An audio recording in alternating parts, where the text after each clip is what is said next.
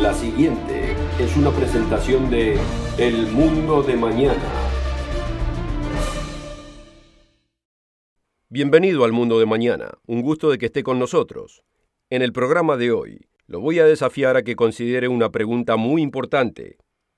¿Por qué la mayoría de los cristianos prefieren ignorar los días santos mencionados en la Biblia y los sustituyen por festividades que nunca fueron celebradas por Jesucristo o sus apóstoles?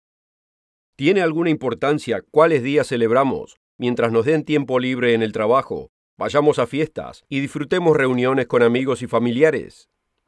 Sí, amigo, tiene importancia. ¿Se da cuenta que las 7 festividades anuales que la Biblia cristiana indica que debemos observar en realidad predicen los eventos futuros? Algunos de los cuales ya han ocurrido, pero otros deben ser cumplidos y serán cumplidos en un futuro cercano. Estos días en realidad revelan el plan maestro de Dios para la humanidad. Responden a las grandes preguntas que la humanidad se ha interrogado durante siglos. Por ejemplo, quizás usted sea cristiano y quiera saber qué va a pasar con sus amigos y seres amados que no han sido salvos. No es como la mayoría piensa. ¿No le gustaría saber lo que la Biblia realmente revela? La respuesta se encuentra en los días santos bíblicos. Quizás usted no sea cristiano, pero ¿no le gustaría saber lo que estos días revelan acerca de un futuro cercano? Eventos que afectarán dramáticamente a todo el mundo, y esto lo incluye a usted. Si usted quisiera saber lo que va a acontecer en un futuro cercano, no va a querer perderse el programa de hoy. Acompáñenos, ya regresamos.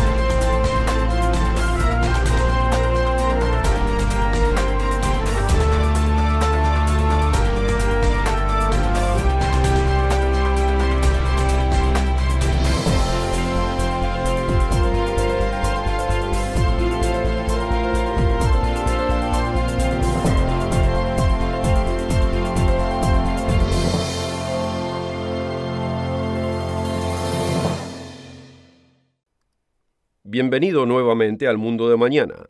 En el programa de hoy, veremos cómo los días santos bíblicos tienen un profundo significado para usted, para sus seres amados y para toda la humanidad. Prepárese para una gran sorpresa.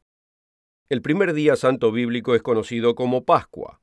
Para entenderlo debemos retroceder en el tiempo, un largo tiempo, aproximadamente 3.450 años atrás. Porque ciertos eventos que ocurrieron entonces establecieron el escenario para eventos que tomarían lugar en un futuro distante.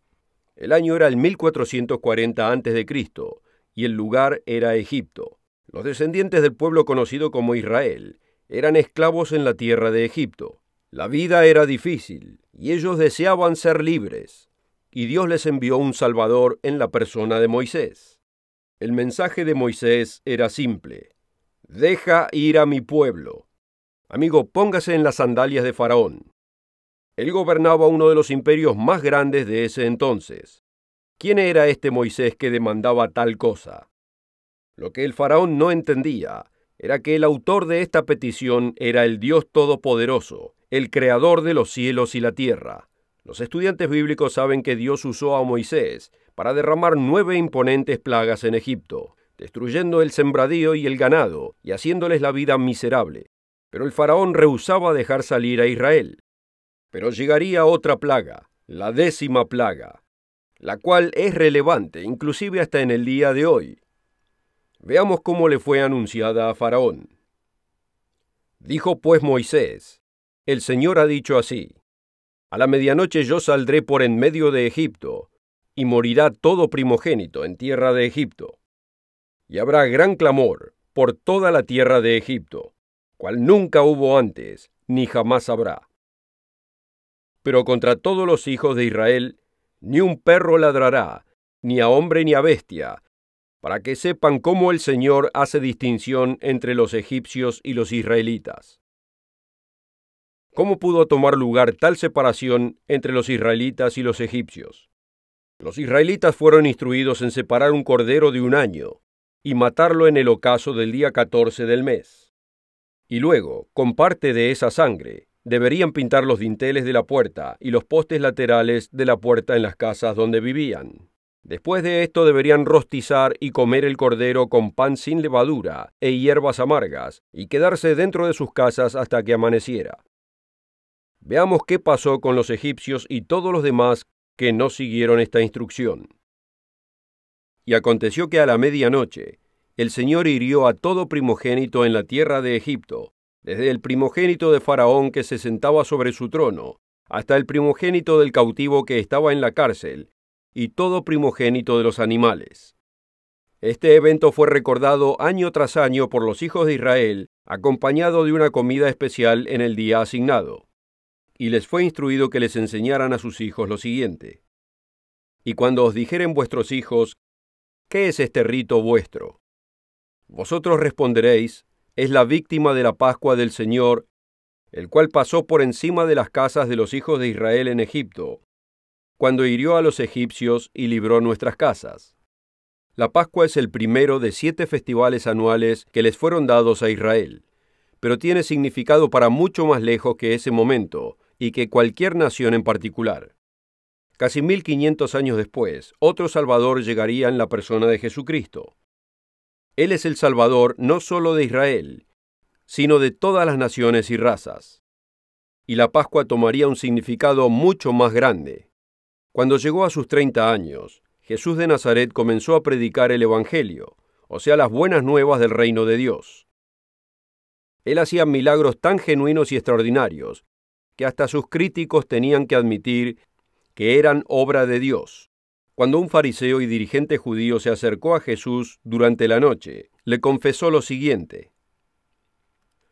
Rabí, sabemos que has venido de Dios como maestro, porque nadie puede hacer estas señales que tú haces si no está Dios con él.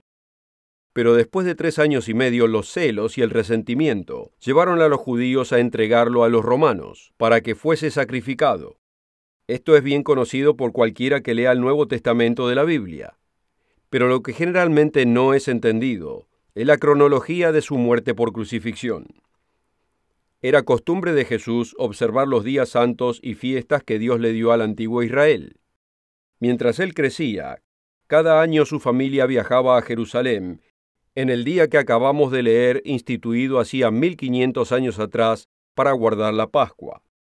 Sus padres iban todos los años a Jerusalén en la fiesta de la Pascua, y cuando tuvo 12 años, subieron a Jerusalén conforme a la costumbre de la fiesta. Más adelante, al final de su ministerio de 3 años y medio, Jesús subió a Jerusalén una vez más, a celebrar la Pascua. Esta no sería una Pascua cualquiera. Los cristianos nominales suelen hablar de la última cena que Jesús compartió con sus discípulos. Muchas pinturas fueron hechas representando a este evento, pero pocos se dan cuenta que esta no era una cena cualquiera, sino que de hecho era la Pascua. Aunque los discípulos de Jesús estaban conmemorando los eventos del Éxodo, Jesús se enfocaba en el futuro. Él se levantó y lavó los pies de los discípulos, algo que era hecho normalmente por el sirviente de la casa. Esto fue para enseñarnos que debemos vivir una vida sirviendo humildemente a los demás. Y luego instituyó lo que debía ser llamado la Pascua del Nuevo Testamento. Mateo capítulo 26, versículos 26 al 28, explica lo siguiente. Y mientras comían, tomó Jesús el pan y bendijo, y lo partió, y dio a sus discípulos y dijo: Tomad, comed, esto es mi cuerpo. Y tomando la copa, y habiendo dado gracias, les dio, diciendo: Bebed de ella todos, porque esto es mi sangre que por muchos es derramada para remisión de los pecados. Después de la cena, Jesús salió afuera con sus discípulos al jardín de Getsemaní. Fue aquí que Judas, uno de los 12 discípulos, lo traicionó.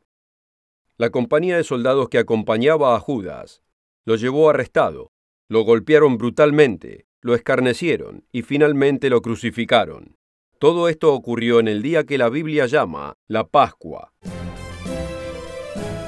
Para recibir esta oferta absolutamente gratis, o si quisiera más información, visite nuestro sitio web mundomañana.org. El sitio es mundomañana.org. Y recuerde de encontrarnos en Facebook y asegúrese de seguirnos en Twitter.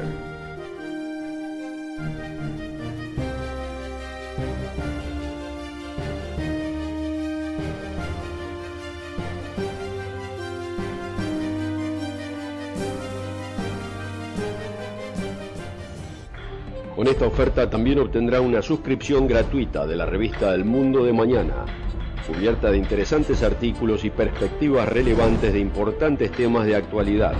El Mundo de Mañana lo mantendrá actualizado con noticias internacionales, profecía bíblica y el significado de la vida misma. El Mundo de Mañana. Llame hoy. Sabemos que en el año hay 365 días. Y Jesús pudo haber sido crucificado en cualquiera de estos, pero no fue así. Fue crucificado en el día de la Pascua, después de haber celebrado la cena de la Pascua la noche anterior. Notemos que la Biblia cuenta los días desde un ocaso hasta el próximo ocaso. ¿Fue todo esto coincidencia? No, en absoluto. Fue planeado así con mucha anticipación. El simbolismo debe ser obvio. Algunos años antes, Juan el Bautista vio a Jesús acercándosele y anunció a los que estaban presentes: «He aquí el Cordero de Dios que quita el pecado del mundo». En este enunciado llegamos a entender el rol que jugaría Jesús en su vida. Los corderos sacrificados eran solamente un símbolo de lo que Jesucristo haría por el mundo. Así como para aquellos que pintaron los dinteles de sus puertas con la sangre del cordero sacrificado en los tiempos del éxodo de Egipto, de igual modo la sangre de Cristo protegería a aquellos que son de Él. Jesús fue una tipología del Cordero de la Pascua, y esto es dejado en claro en 1 Corintios capítulo 5, versículo 7, porque nuestra Pascua, que es Cristo, ya fue sacrificada por nosotros. Para entender completamente lo que significa que Cristo sea nuestra Pascua, debemos entender el problema del pecado. De acuerdo a 1 de Juan 3:4, todo aquel que comete pecado infringe también la ley, pues el pecado es la transgresión de la ley. Y Pablo nos dice que cuando pecamos nos ganamos algo. ¿Y qué es exactamente lo que nos ganamos cuando transgredimos la ley de Dios?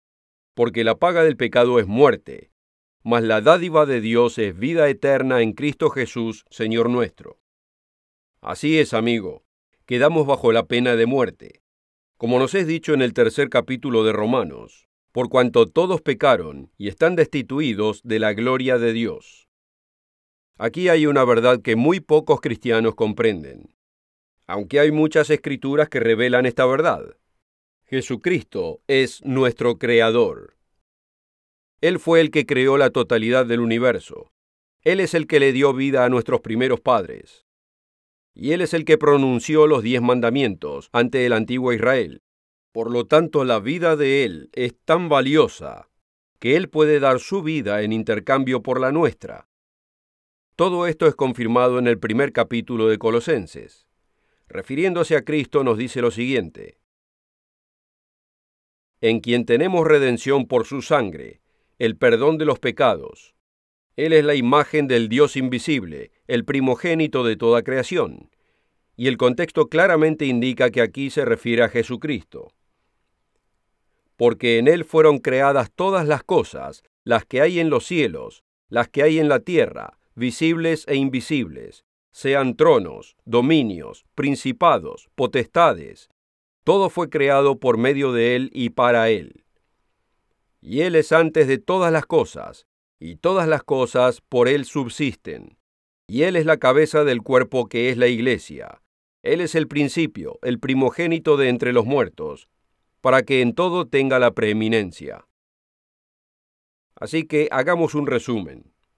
Israel sacrificaba un corderito inocente y pintaba su sangre en los dinteles y postes de las puertas.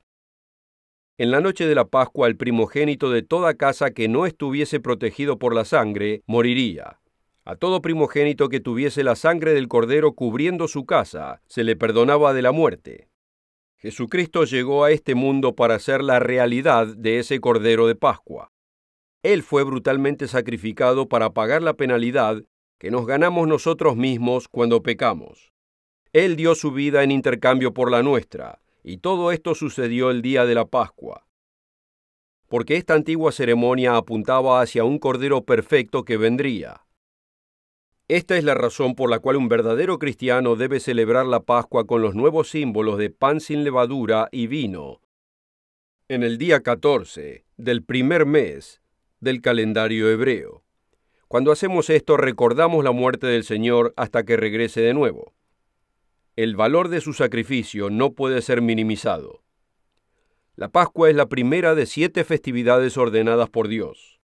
La fiesta de pan sin levadura es la segunda, y esta también tiene un profundo significado para nosotros. Nos enseña cómo responder al perfecto sacrificio de Cristo. Después de que Israel guardara la Pascua, salieron de Egipto durante un período de 7 días. Durante ese viaje no tenían tiempo de permitir que el pan se leudara.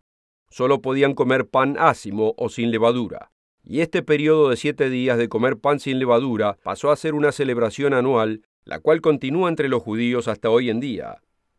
Y además continúa entre los cristianos que entienden el significado de este período de tiempo. Veamos primeramente el mandamiento del Antiguo Testamento de observar esta festividad de 7 días después de pasada la Pascua. En el mes primero, a los 14 del mes, entre las 2 tardes, Pascua es del Señor. Y a los 15 días de este mes es la fiesta solemne de los panes sin levadura al Señor. 7 días comeréis panes sin levadura. El primer día tendréis santa convocación, ningún trabajo servil haréis. El séptimo día será santa convocación, ningún trabajo servil haréis. ¿Qué posible relevancia puede tener esto para usted y para mí? Muchos piensan que esto es solo para los judíos, y que hace mucho fue abolido por el sacrificio de Cristo. ¿Pero es esto lo que la Biblia enseña? Veamos primeramente cómo Jesús guardó estos días desde su juventud. Y cuando tuvo 12 años, subieron a Jerusalén conforme a la costumbre de la fiesta. Y acabados los días, volviendo ellos, se quedó el niño Jesús en Jerusalén. Notemos que la Pascua es solamente un día, pero la referencia aquí de los días es entendido por los serios eruditos bíblicos que se refiere a los días de pan sin levadura que prosiguen después de la Pascua. Algunos contienden que esto fue antes de su sacrificio y que después de su crucifixión estos días ya no deberían ser observados. Pero nuevamente, ¿es esto lo que enseña la Biblia? El apóstol Pablo muchas veces es usado para decir que todas estas festividades fueron abolidas. Así que veamos sus propias palabras con relación no de los judíos, sino de los gentiles en la ciudad de Corinto. Aquí encontramos que un gran pecado ocurría con uno de los miembros de esta congregación. Pablo explica que la tolerancia hacia ese pecado era como la levadura cuando se hincha. En otras palabras, estaban llenos de orgullo por su actitud permisiva. No es buena vuestra jactancia. ¿No sabéis que un poco de levadura leuda toda la masa?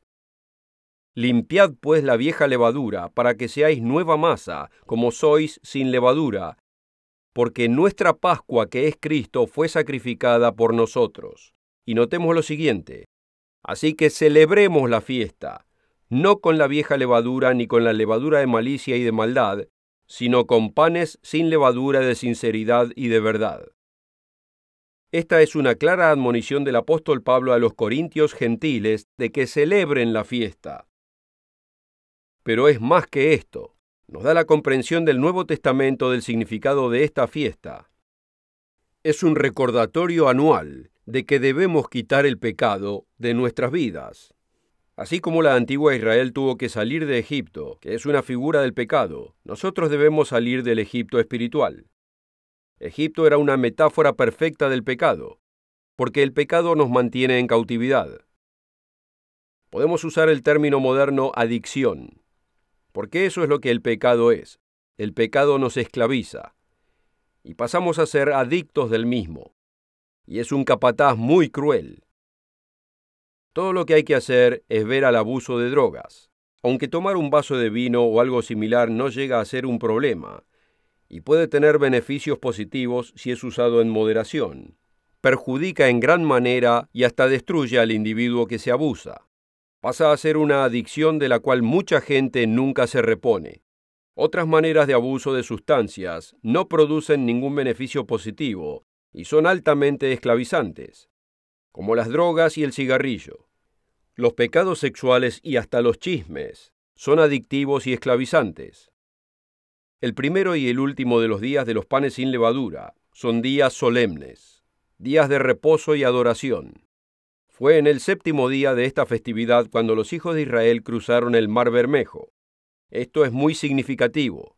Como vemos, detrás de las festividades de Dios hay significado. Para el cristiano del Nuevo Testamento, este 7º día tiene un gran significado. Porque no quiero, hermanos, que ignoréis que nuestros padres todos estuvieron bajo la nube, y todos pasaron por el mar, y todos en Moisés fueron bautizados en la nube y en el mar. Hagamos un resumen. La Pascua es figura de la muerte de Cristo, como sacrificio para pagar la penalidad por nuestros pecados. La fiesta de panes sin levadura es figura de nuestra respuesta a ese sacrificio, el arrepentimiento del pecado. El último día de esta fiesta nos recuerda nuestra necesidad de ser bautizados por inmersión completa en el agua. Ahora veamos la tercera festividad, y veamos cómo encaja en el plan maestro de Dios. La tercera festividad es Pentecostés. Este fue el día cuando Dios hizo un pacto con Israel después de la salida de Egipto, y les dio los 10 mandamientos. Un pacto es un acuerdo entre dos partes. En este caso era un acuerdo de matrimonio. La parte de Dios era de ser el esposo de Israel y bendecir a la nación con prosperidad, buena salud y una sociedad armoniosa. La parte de Israel era, hablando figurativamente, ser una esposa obediente y guardar sus mandamientos, específicamente los 10 mandamientos. La historia nos demuestra que Israel no guardó el acuerdo, le fue infiel a Dios, y él la divorció. Así es, ellos querían las bendiciones que Dios ofrecía, pero los mandamientos no estaban en sus corazones. Este problema sería solventado en el futuro. Ezequiel profetizó de esto diciendo: «Y les daré un corazón y un espíritu nuevo pondré dentro de ellos, y quitaré el corazón de piedra de en medio de su carne, y les daré un corazón de carne, para que anden en mis ordenanzas y guarden mis decretos y los cumplan, y me sean por pueblo, y yo les sea a ellos por Dios». En vez de mandamientos escritos en piedra, Dios le daría a Israel un corazón educable, en el que estos mismos mandamientos fuesen escritos. Esto es lo que significa el nuevo pacto. Citando al profeta Jeremías, el apóstol Pablo describe el problema y la solución. Notemos cuidadosamente que el problema no es la ley de Dios, sino el corazón del hombre. Porque si aquel primero hubiera sido sin defecto, ciertamente no se hubiese procurado lugar para el segundo. Porque reprendiéndolos dice: «He aquí vienen días, dice el Señor, en que estableceré con la casa de Israel y la casa de Judá un pacto nuevo, por lo cual este es el pacto que haré con la casa de Israel después de aquellos días, dice el Señor. Pondré mis leyes en la mente de ellos, y sobre su corazón las escribiré, y seré a ellos por Dios, y ellos me serán a mí por pueblo». La fiesta de Pentecostés llegó poco después de la resurrección de Cristo. Así como aconteció algo espectacular en Pentecostés cuando Israel salió de Egipto, también algo espectacular ocurrió en este Pentecostés. Los Hechos capítulo 2 describe cómo Dios derramó su espíritu en los creyentes que estaban reunidos obedeciendo ese día. Amigo, en el primer Pentecostés, Dios entregó los 10 mandamientos escritos en piedra. En este nuevo Pentecostés, Dios le dio el Espíritu Santo a la humanidad para escribir los mismos mandamientos en la mente y en el corazón. Los Hechos capítulo 2, versículos 36 al 38, resumen el significado de estas 3 festividades bíblicas. El apóstol Pedro predicó un mensaje poderoso en el primer día de Pentecostés, después de la crucifixión y de la resurrección de Jesucristo. En este, convenció a los judíos que estaban ahí reunidos que eran culpables de haber matado al Mesías tan esperado. Fueron convencidos de sus acciones y querían saber qué hacer respecto a este trágico pecado que cometieron. Notemos cómo al final del poderoso mensaje de Pedro, en ese día de Pentecostés, encontramos la Pascua, el reconocimiento de que Cristo dio su vida por nosotros, los panes sin levadura, nuestra respuesta de arrepentimiento seguida por el bautismo, y Pentecostés, la llegada del Espíritu Santo para escribir la ley de Dios en nuestro corazón y nuestra mente. Sepa pues ciertísimamente toda la casa de Israel que a este Jesús que vosotros crucificasteis, Dios ha hecho Señor y Cristo. Entonces, oído esto, fueron compungidos de corazón y dijeron a Pedro y a los otros apóstoles: Varones, hermanos, ¿qué haremos? Y Pedro les dice: Arrepentíos, y bautícese cada uno de vosotros en el nombre de Jesucristo para perdón de los pecados, y recibiréis el don del Espíritu Santo. Hay 7 festividades anuales de Dios presentadas en el Antiguo y en el Nuevo Testamento. Hoy solo tuvimos tiempo de cubrir las primeras 3. Las próximas 4 no han sido cumplidas y revelan eventos espectaculares que acontecerán en un futuro cercano. Explicaremos esto la próxima semana en la parte 2 de esta serie. Mientras tanto, si desea saber más acerca de estas maravillosas festividades bíblicas y lo que significan para usted y su familia, visite el sitio web mundomañana.org para leer o requerir el folleto Las Fiestas Santas, Plan Maestro de Dios. Este folleto explica las 7 festividades como están descritas en la Biblia. Esta es una información vital que posiblemente nunca haya escuchado. Asegúrese de encontrarnos la próxima semana para ver la parte 2 del Plan Maestro de Dios. Nos vemos la próxima semana a la misma hora y en la misma estación. Hasta entonces, queridos amigos. Para ver el programa de hoy o para ordenar la oferta gratuita, visítenos en mundomañana.org y recuerde de encontrarnos en Facebook y asegúrese de seguirnos en Twitter. El programa precedente fue producido por la Iglesia del Dios Viviente